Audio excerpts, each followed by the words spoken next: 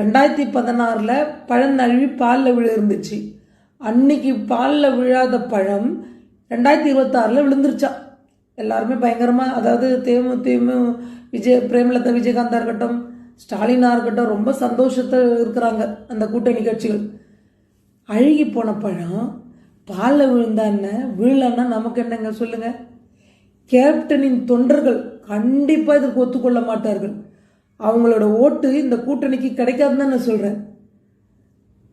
உங்கள் சுயநலத்திற்காக இறந்து போன கேப்டன் அவர்களை அவமானப்படுத்தி விட்டீர்கள் இந்த பொருந்தாத கூட்டணியை வச்சுட்டு. தேமுதிகன்ற கட்சி எதற்காக உருவாக்கப்பட்டது? திமுகவை எதிர்ப்பதற்காக விஜயகாந்த் அவர்கள் தொடங்கப்பட்டது.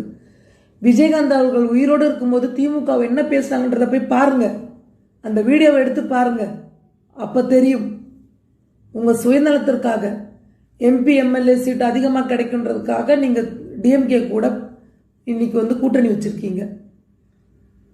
உங்கள் கணவரை ஒரு மேடையிலும் வடிவேலை வைத்து கிண்டல் பண்ண கூட்டம் இந்த திமுக கூட்டம். அவங்க கூட போய் நீங்கள் கூட்டணி வைத்துட்டு இன்னைக்கு அதே கேப்டன் விஜயகாந்த் அவர்கள் சமாதிக்கு போய் நீங்கள் மணி எடுக்கிறீங்க. ஒரு முறையில் 2 முறையில் 5 முறை மணி அடிச்சிட்டீங்களா? நீங்கள் உங்களுக்கு நீங்களே மணி எடுத்து கொண்டீர்கள் தான் நான் நினைக்கிறேன். அநேகமாக இந்த தேர்தல் முடிவுகள் உங்களுக்கு ஒரு பெரிய அடியாக தான் இருக்க போகுது. பார்ப்போம் மக்கள் என்ன தீர்ப்பு சொல்கிறாங்கன்றது. உங்களுக்கு மக்கள் மேல மக்கள் பணியாற்றணும், மக்களுக்கு நல்லது பண்ணணும்னு நினச்சிருந்தீங்கன்னா கண்டிப்பாக இந்த கூட்டணி கூட நீங்கள் போயிருக்க மாட்டீங்க.